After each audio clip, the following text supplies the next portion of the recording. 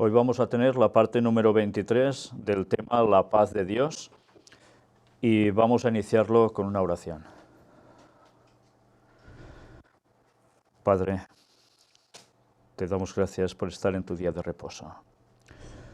Te damos gracias porque podemos sentir tu paz, la auténtica paz, la que das tú, no la que da el mundo, no la que dan otros, aparentando lo que no es.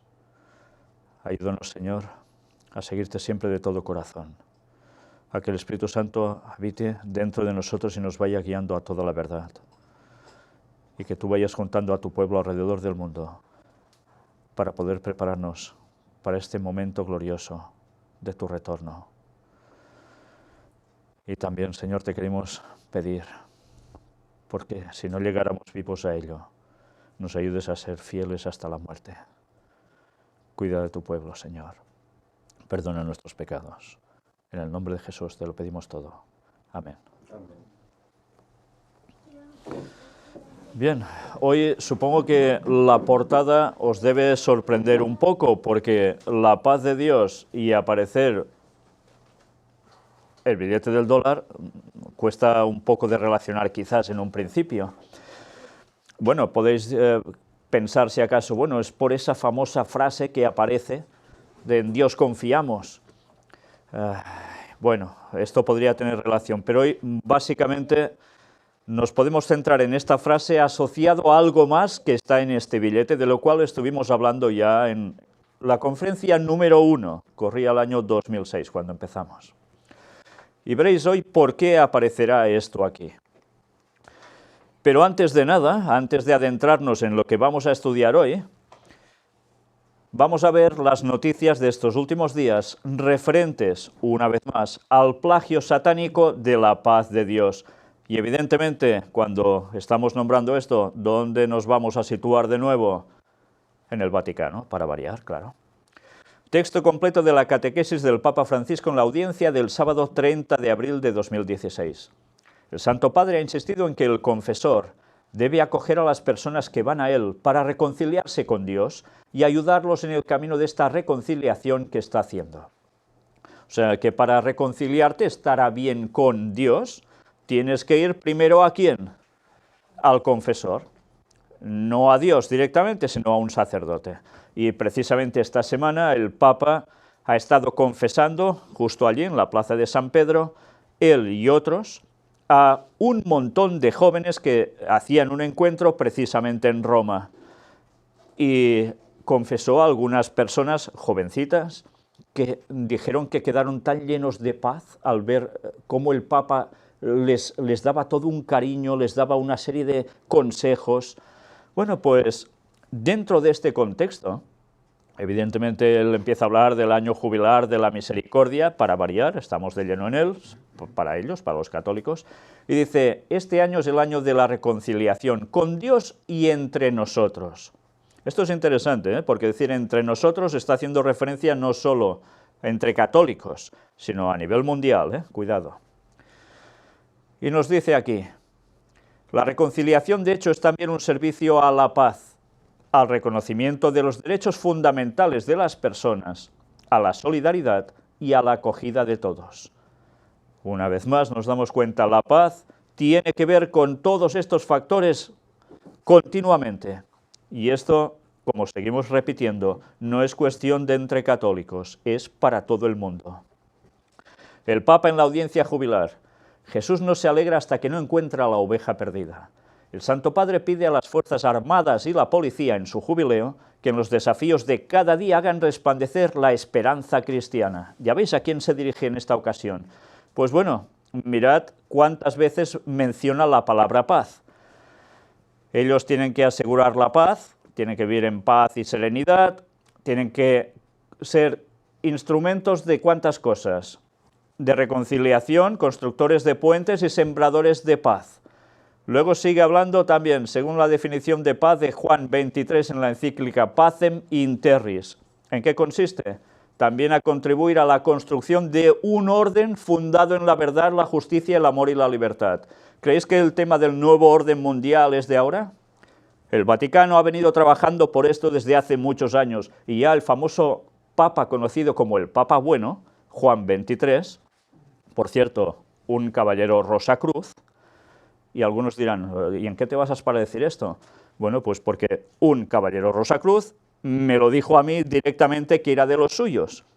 Y esta semana he podido adquirir un libro, además, editado ya hace años, donde aparecen esas profecías de Juan XXIII, entre las cuales habla de una mujer mandando en Estados Unidos.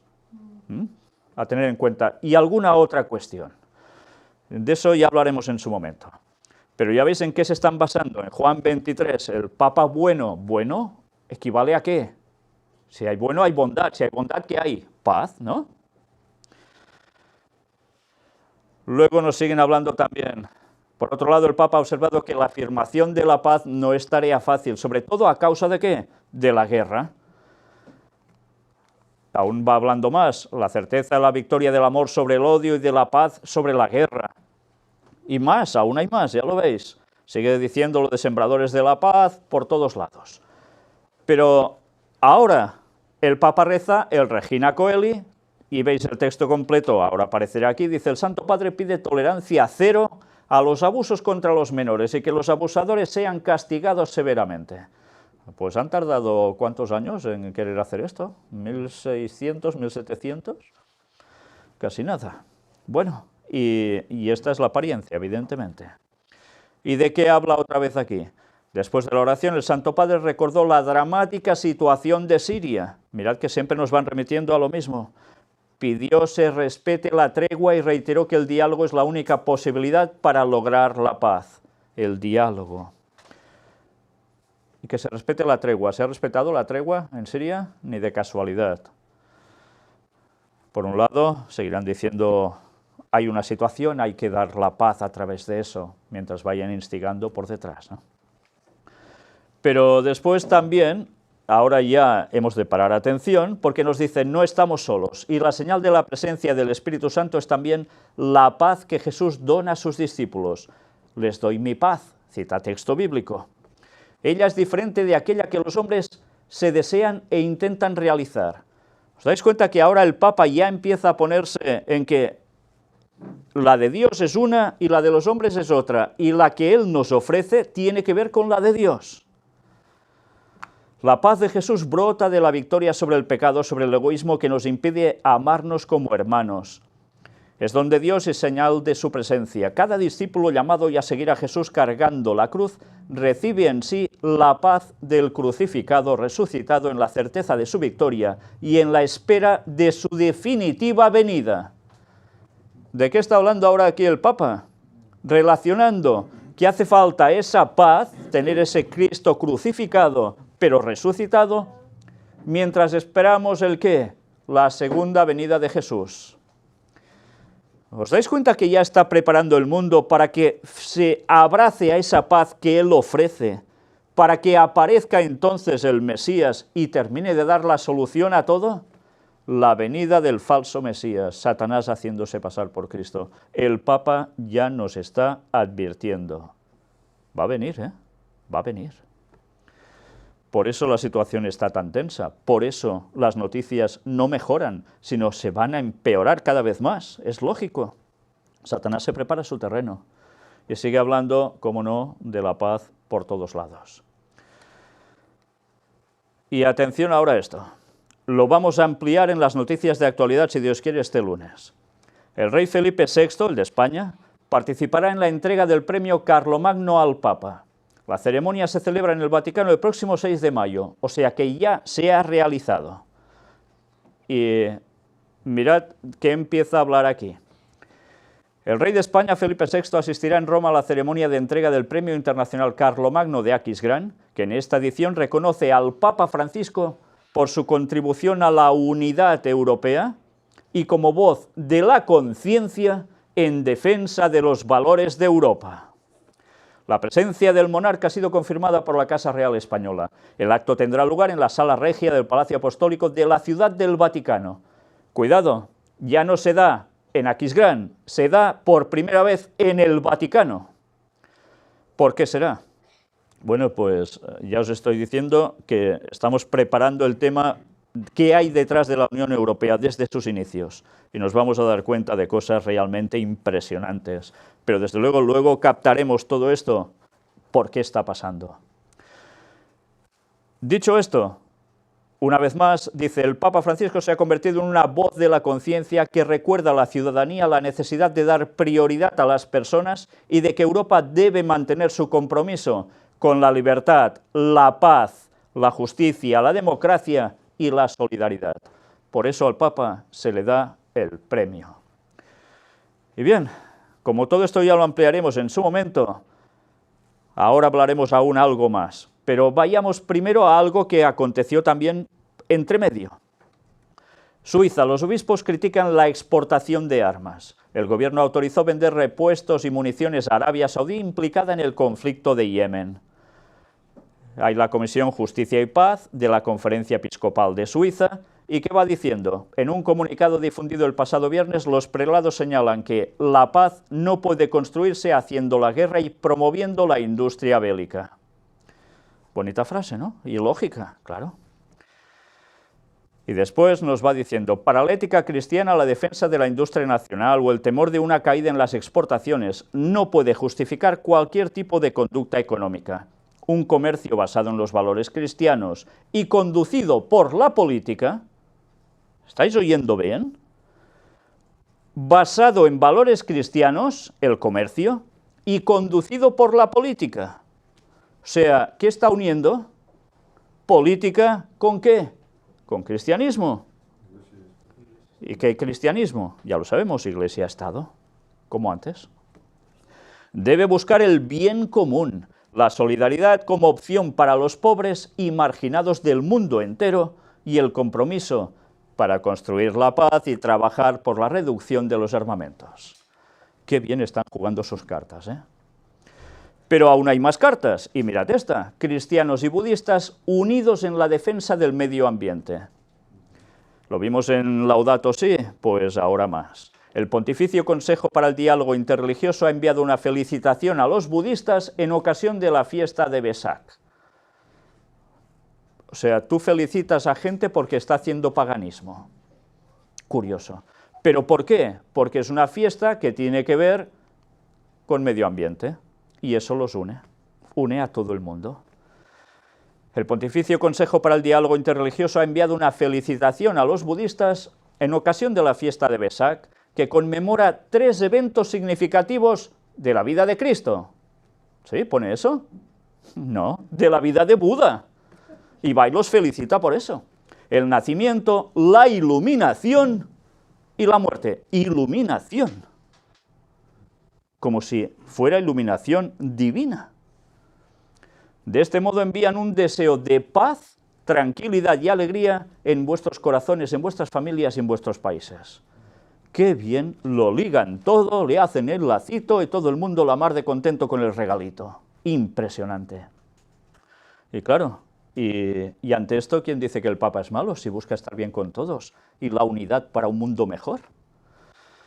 Qué bien está jugando sus bazas. El Papa Francisco, y ahora volvemos a lo de antes, recibe en sus manos el premio Carlomagno. Ya lo ha recibido. El Santo Padre hizo una excepción, pensando a los valores que Europa debe reforzar. Porque le dan premios, y esta vez lo ha aceptado, y vaya que se lo ha aceptado. En fin, vayamos directamente a esto. En voz alta fue proclamado, el 6 de mayo en el Vaticano, Roma, a su santidad el Papa Francisco le es conferido el Premio Internacional Carlomagno de Aquisgrán en tributo a su extraordinario compromiso a favor de la paz, de la comprensión y de la misericordia en una sociedad europea de valores. Bueno, los detalles al respecto ya los veremos. Pero aún había algo más. En el 2012 la Unión Europea recibió el Premio Nobel de la Paz por su contribución dada durante más de 60 años a la promoción de la paz y la reconciliación de la democracia y de los derechos humanos. Esto es lo que viene a significar la Unión Europea. ¿Y quién ha motivado esa Unión Europea y con qué objetivo? Pues eso es lo que veremos en esa conferencia, o varias que deberán ir asociadas. Pero si ahora os quedáis con las ganas de saber qué ha pasado, Mirad, el Papa reclama una Europa en la que ser emigrante no sea un delito. Francisco recibe el premio Carlomagno de manos de los jefes de las instituciones de la Unión Europea. Bueno, es como si, y ya lo veréis en esa conferencia, yo me hago la empresa y la empresa me da el premio a mí. Viene a ser esto, en definitiva. Pero, ¿qué mensaje está dando? El tema de los emigrantes, el problema que está habiendo en Europa. Hace falta una reconciliación entre todos, una apertura, paz. Francisco ha hecho un enérgico llamamiento a retomar los valores solidarios característicos del continente. Esta petición de solidaridad ha sido el motivo de hacer una excepción al aceptar un premio, ya que, por norma, el Papa no acepta ninguno de los premios y galardones que le conceden. Lo decidió aceptar con la esperanza de que Europa se comprometa por la paz. Ah, entonces sí, ahora lo acepto, por la paz. Fijaos, siempre la paz allí. Qué básico ha sido que estemos estudiando todo esto, gracias a Dios.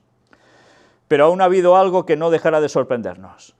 También confió en la solidaridad comunitaria el presidente de la Comisión, Jean-Claude Juncker, quien pidió a los países que asuman su responsabilidad con los refugiados. El presidente del Consejo, Donald Tusk, destacó el espíritu del amor y de la libertad que dijo todavía reina en el continente, mientras que el presidente del Parlamento Europeo, Martin Schulz, reconoció que Europa vive una prueba decisiva de su unidad y subrayó que lo más importante para superarla es la paz, la solidaridad y el respeto recíproco. ¿Los dirigentes en consonancia con quién están? Evidentemente con el Papa, queda claro. Pues todo esto lo veremos con más detalle en su momento. Aquí veis el momento también de la entrega. Y ahora vais a ver un vídeo.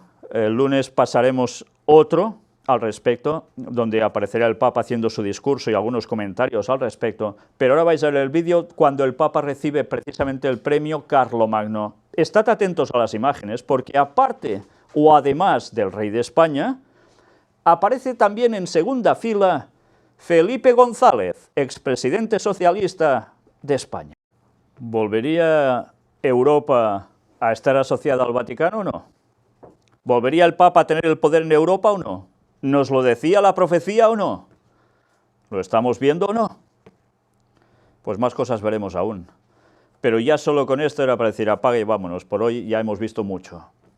Pero no, aún veremos más, El lunes, sobre todo, cuando tratemos de este tema. Pero ya habéis visto que había la primera plana de dirigentes políticos europeos y todo está quedando claro.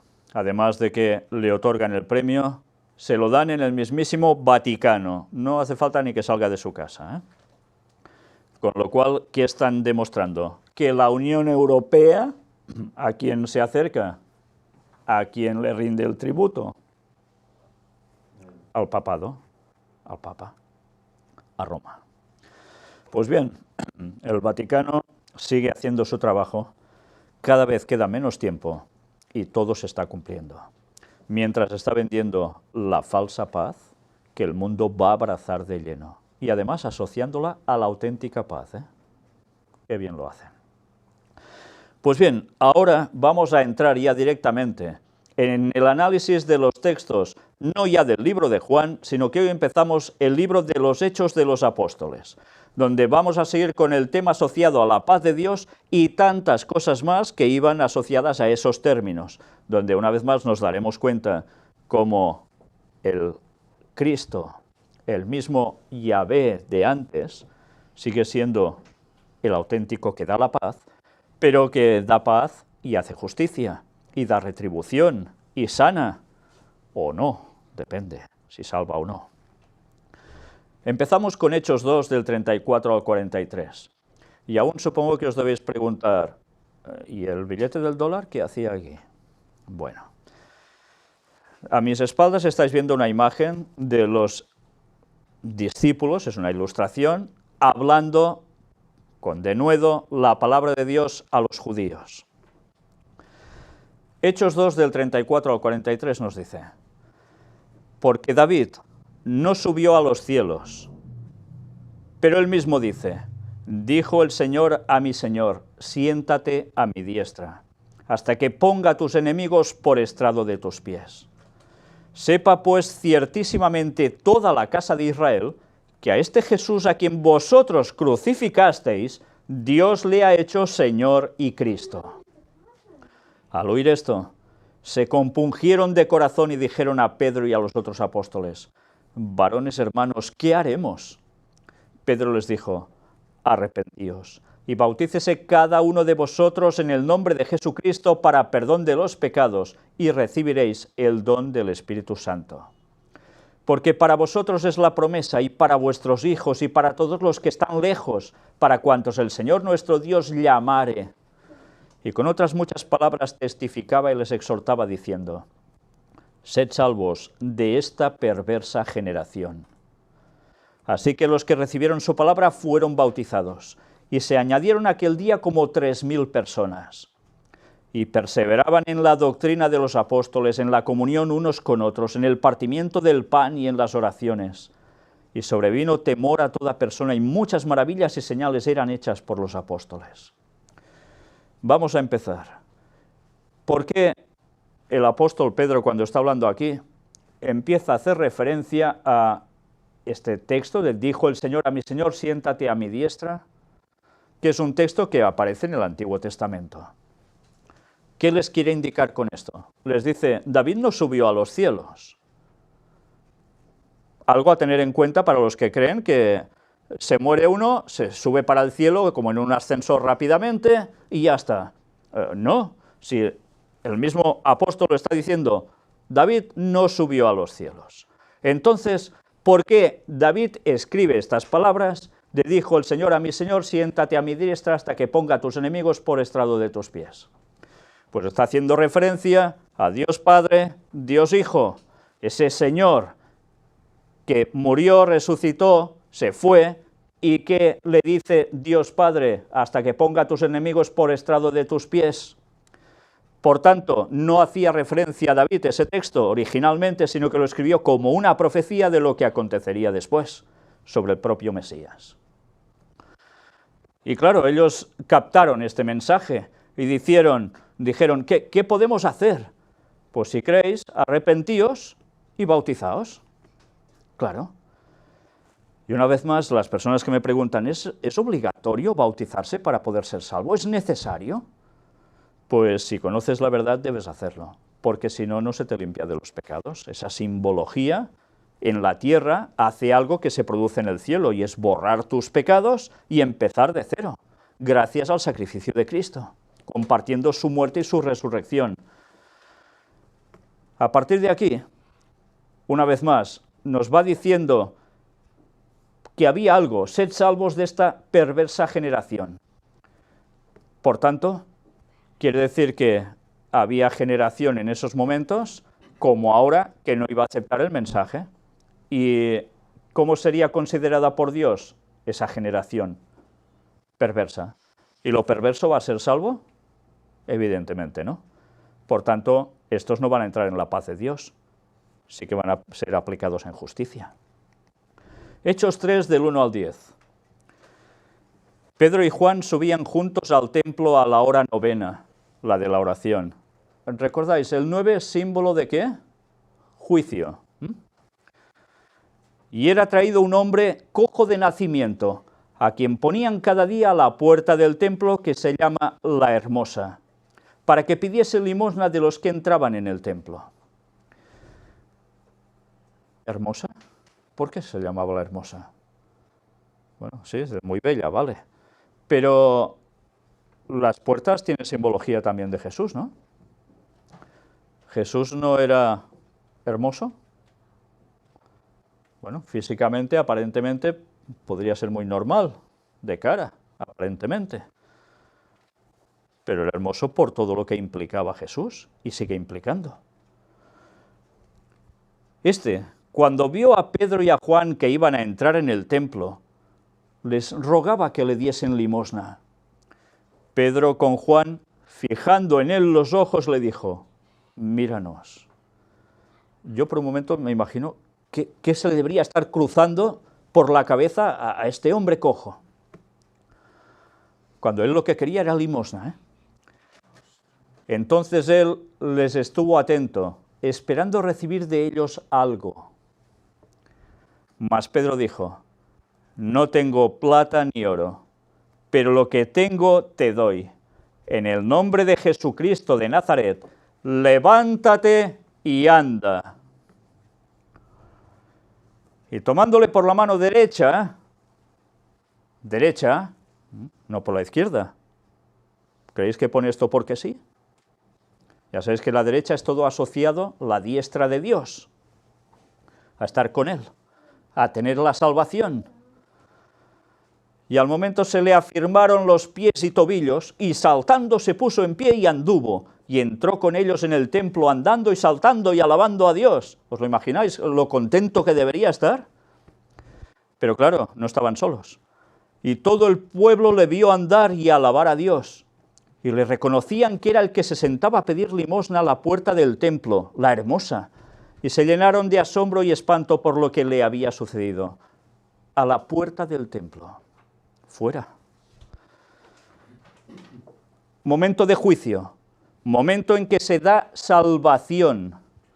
Momento que se está a la entrada del templo. Ir al cielo. Momento de la vida eterna. Todo esto era una comparativa o una simbología, mientras era un hecho real, de algo que iba a suceder a los creyentes cuando tocara justo eso. Evidentemente esto sí que era entrar en la paz de Dios. ¿Y qué produce esa paz de Dios? Ya lo veis, una alegría tremenda. ¿Por qué? Porque te ha sanado, te ha dado salvación, no falla.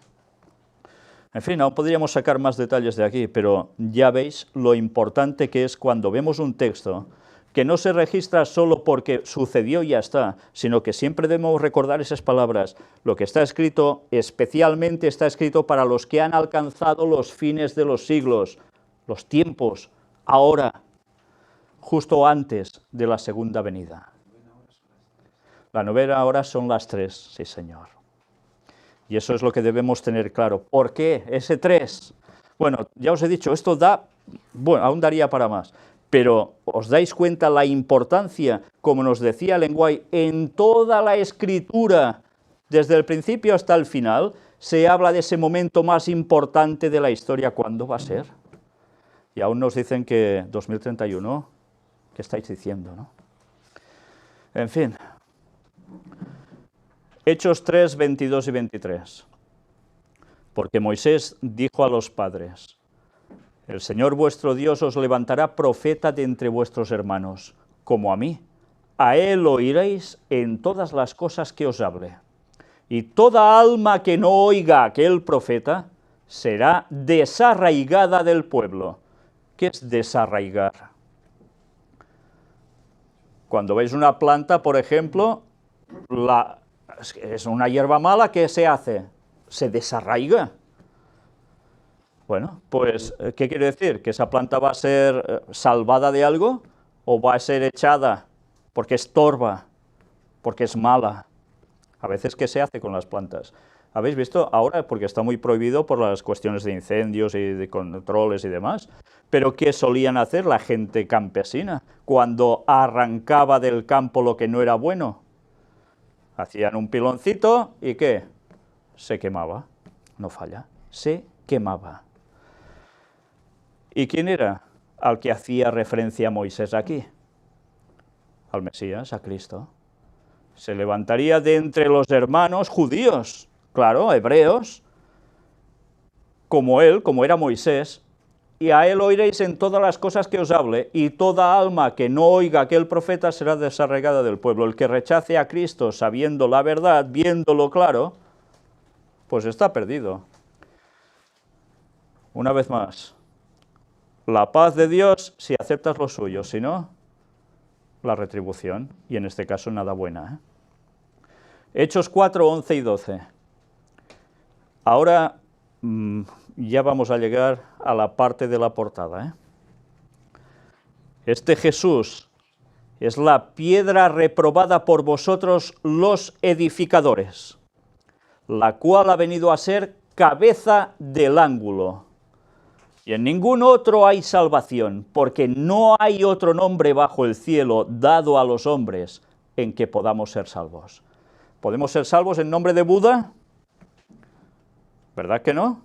¿Podemos ser salvos en nombre de Martin Luther King? ¿Podemos ser salvos en nombre de un papa? ¿De cualquier otro nombre bajo el cielo? Ni uno, solo en el nombre de Jesús. Pero aquí hay algo que debemos tener en cuenta. Traté algo ya de esto precisamente en una de las conferencias, ya no me acuerdo ni cuál era, sobre la piedra reprobada por vosotros los edificadores. La piedra reprobada, ¿quién era? Cristo. Fue desechada por los edificadores. O sea, ¿quiénes eran los edificadores en su momento? Los dirigentes judíos, religiosos, ¿no? Y no lo aceptaron. Y resulta que a él no lo aceptan y es la piedra que ha venido a ser cabeza del ángulo. Y ahora hemos de pensar, ¿y qué es una piedra cabeza de ángulo? Bueno, pues mirad, es un artículo que he recogido, que yo había presentado algo parecido, pero aquí lo he encontrado bastante ya bien estructurado y creo que vale la pena comentarlo y verlo.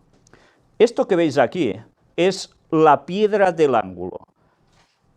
¿Os dais cuenta que hay un arco? Y justo en el centro de ese arco hay una piedra un poco mayor que las otras, con un poco de angulación, y es la que ayuda a sostener toda la estructura. Si esta piedra no está, la estructura entera se desploma. Y diréis, entonces Jesús es esto, la piedra del ángulo, ¿no? Es vital. Sin esta piedra, toda la estructura no sirve para nada. Y es cierto. Os habéis preguntado, ¿y cómo lo construían? ¿Cómo se aguanta eso así? ¿Cuándo ponían esta piedra tan básica? ¿Sería la primera de todas y de aquí construían el resto? Pues mirad esto, porque luego nos va a servir para entender otra explicación también. El concepto de piedra angular o piedra base se deriva de la primera piedra en la construcción de una base de una cimentación de albañilería. Importante, ya que todas las otras piedras se establecerán en referencia a esta piedra, lo que determina la posición de toda la estructura. ¿Está haciendo referencia exactamente a esto, entonces? ¿Verdad que no termina de cuadrar con esto? Veremos más. Aquí veis, en la primera imagen podemos ver el espectacular arco romano. Y he remarcado en rojo, dice el autor del artículo, la piedra angular aérea, piedra del ángulo, piedra clave o piedra base. Sin ella no sería posible la formación del arco. Es gracias a su intervención que se sostienen las columnas y pueden ejercer fuerza sobre sí mismas para funcionar.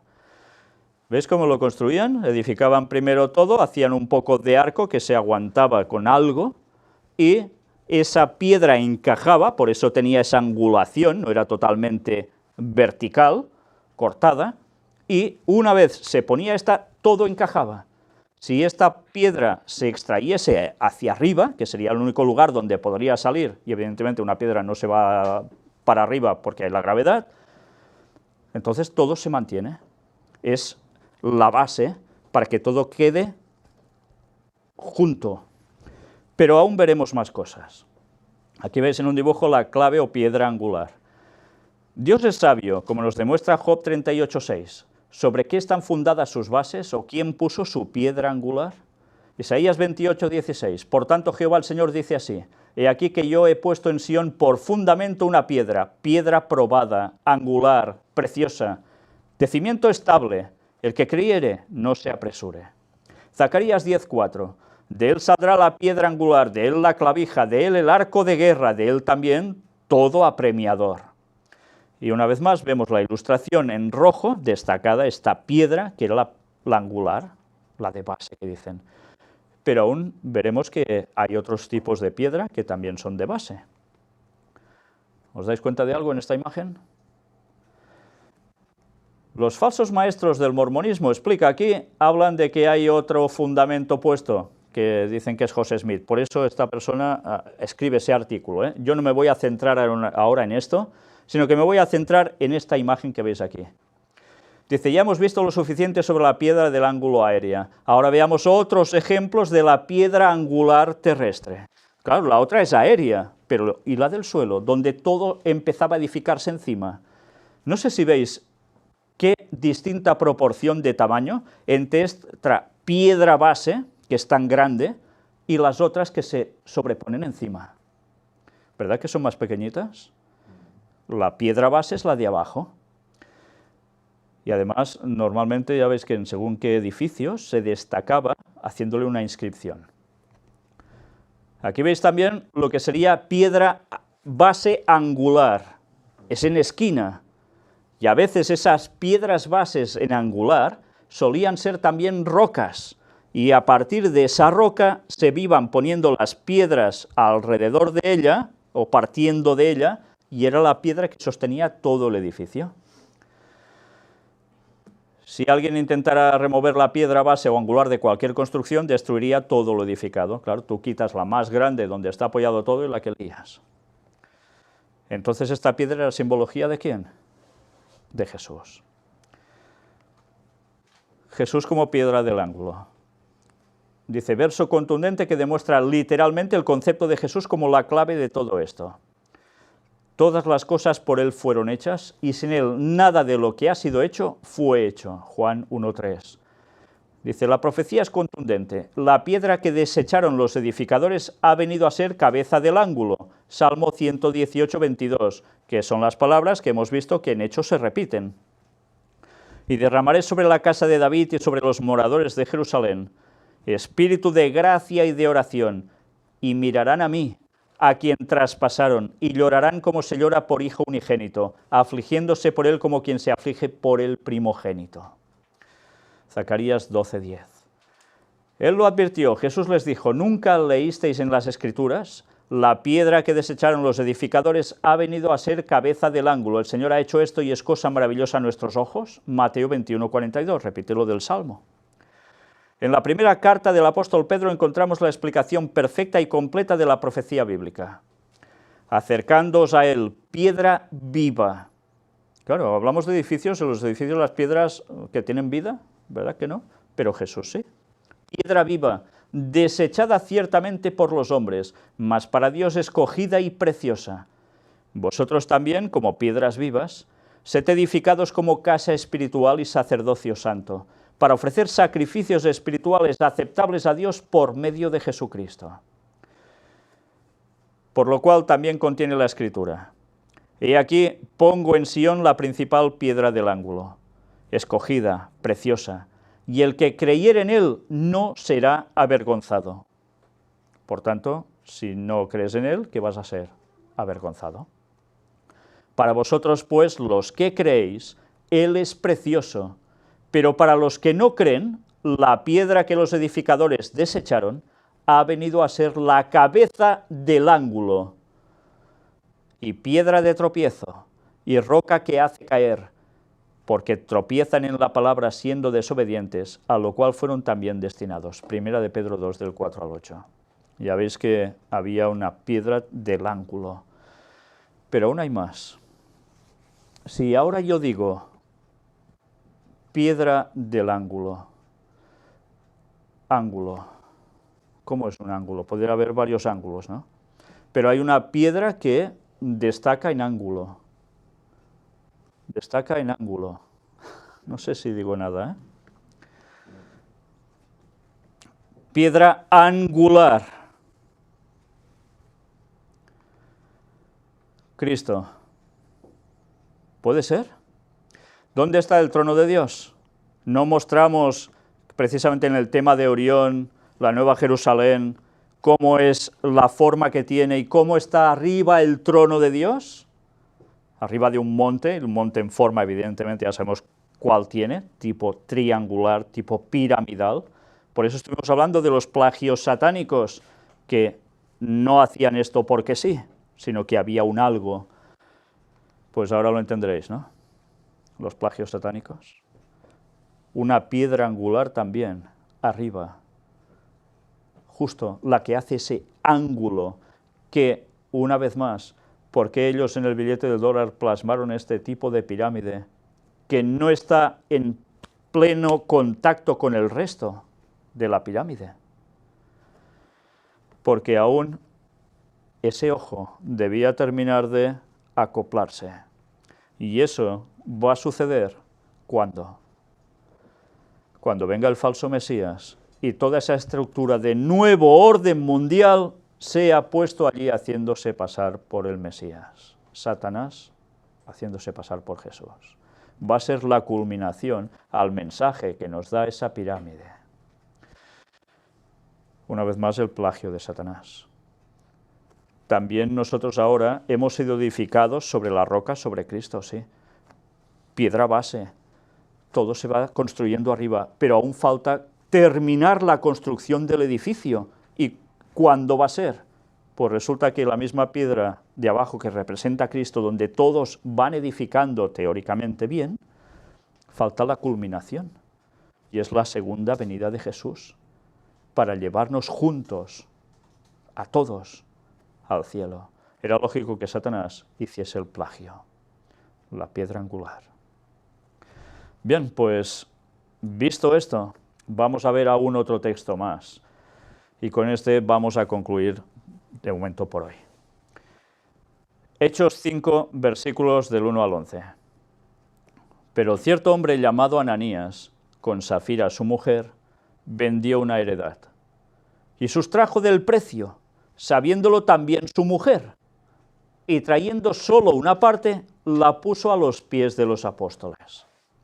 Y dijo Pedro: Ananías, ¿por qué llenó Satanás tu corazón para que mintieses al Espíritu Santo y sustrajeses del precio de la heredad? Reteniéndola, ¿no se te quedaba a ti? ¿Y vendida no estaba en tu poder? ¿Por qué pusiste esto en tu corazón? No has mentido a los hombres, sino a Dios. Al oír Ananías estas palabras, cayó y expiró. Y vino un gran temor sobre todos los que lo oyeron. Y levantándose los jóvenes, lo envolvieron y sacándolo lo sepultaron. Pasado un lapso como de 3 horas, curioso, sucedió que entró su mujer, no sabiendo lo que había acontecido. Entonces Pedro le dijo: dime, ¿vendisteis en tanto la heredad? Y ella dijo: sí, en tanto. Y Pedro le dijo: ¿por qué convenisteis en tentar al Espíritu del Señor? He aquí a la puerta los pies de los que han sepultado a tu marido, y te sacarán a ti. Al instante ella cayó a los pies de él y expiró. Y cuando entraron los jóvenes la hallaron muerta y la sacaron y la sepultaron junto a su marido. Y vino gran temor sobre toda la iglesia y sobre todos los que oyeron estas cosas. ¿Gozaban de paz de Dios estas personas? Tenían algo que, queriendo ser buenos por un lado, no terminaban de limpiar en su vida, y era el amor al dinero, porque tenían propiedades, como les dice Pedro: si la tienes, pues la tienes, pero si la vendes para darlo, pues dalo, pero no retengas ahora una parte de esto porque aún tu corazón está en eso. ¿Y qué sucedió? Pues evidentemente estas personas no eran, y nunca mejor dicho, trigo limpio. ¿Y qué sucede? Dios, ¿qué hace con lo que no es trigo limpio? Lo desarraiga, ¿no? Y mueren los dos. Pero primero muere uno. Y teóricamente son pueblo de Dios, ¿no? Ananías, Safira se convierten, son pueblo de Dios. Pero no se convierten bien del todo. ¿Y qué sucede? Si no aceptan el mensaje y son tocados y cambian, es que en el fondo desechan a Cristo y mueren. Y esto pasa en un principio con el pueblo de Dios, con Jesús, ¿no? El pueblo judío. Lo desechan, porque en sus corazones aún hay el amor por esa ovejilla que se cae en sábado porque vale su dinerito y hay que sacarla, pero por el ser humano y para ayudar a los otros es otra cuestión, ¿no? Hacer milagros en sábado, qué disparate, ¿no? Y mueren.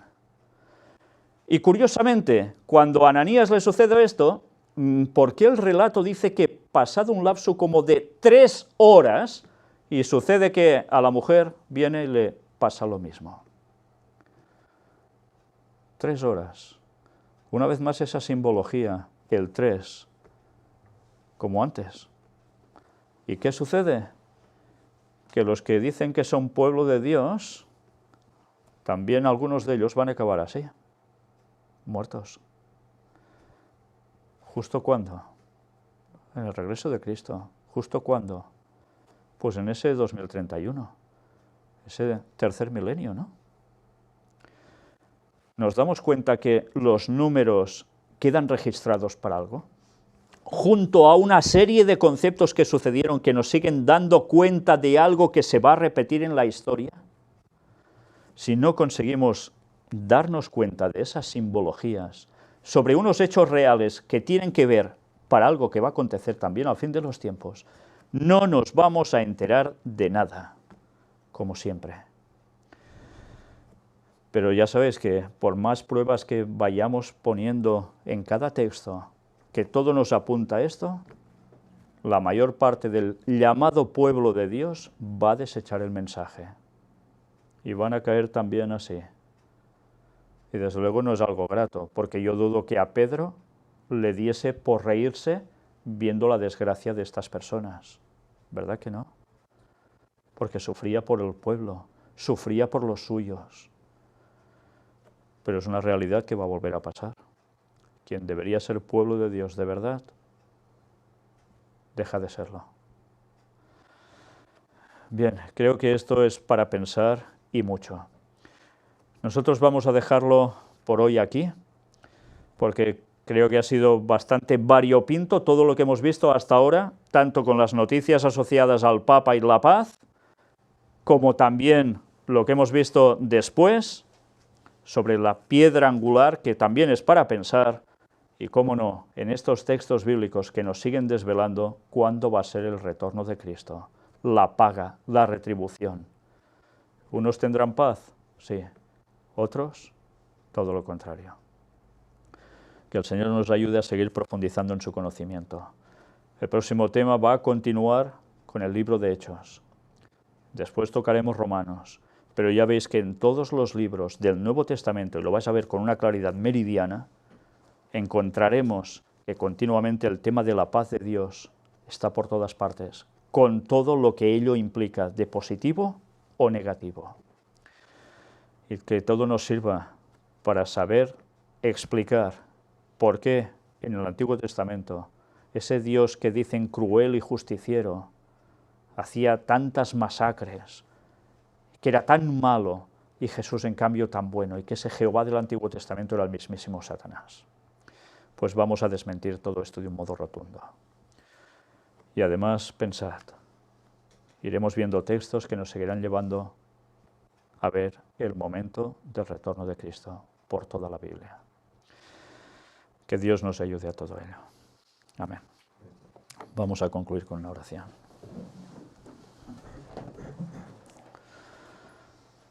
Padre nuestro, una vez más, Señor, solo podemos estarte agradecidos, porque nos ayudas a ver las señales de los tiempos, cómo todo va avanzando, cómo todo se va cumpliendo tal cual estaba profetizado en tu palabra.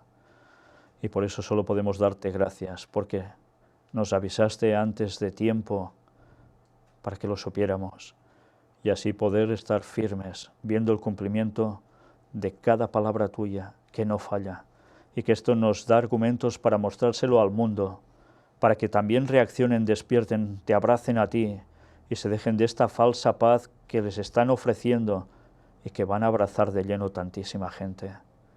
Ayúdanos a mostrarles la verdadera paz de Dios y a saber también mostrar estos plagios satánicos que por todos lados están haciendo sucumbir a tantos, hasta que embauquen plenamente al mundo, salvo a esos pocos que van a quedar, que seguirán firmes en tu palabra a pesar de la oposición.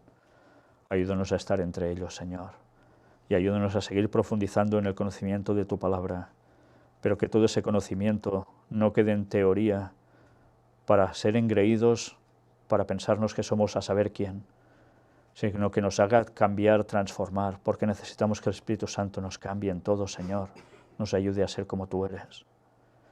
Saca de nosotros todo lo malo, purifícanos y ayúdanos a poder estar contigo. Y que a través de nuestras palabras y nuestros hechos muchas más personas lleguen a ti y el mensaje se dé a todo el mundo y podamos ver tu regreso y ser salvos. Cuida de tu auténtico pueblo alrededor del mundo. Ve uniéndonos a todos, estemos donde estemos, y aunque a veces estemos solos por circunstancias o en grupos muy pequeños, derrama el Espíritu Santo sobre todos nosotros para que concluyamos tu obra y muchos más se añadan y puedan ser salvos. En el nombre de Jesús, por su preciosa sangre, por esa piedra angular que tanto queremos abrazar y ser edificados encima y por siempre, te lo pedimos todo. Amén.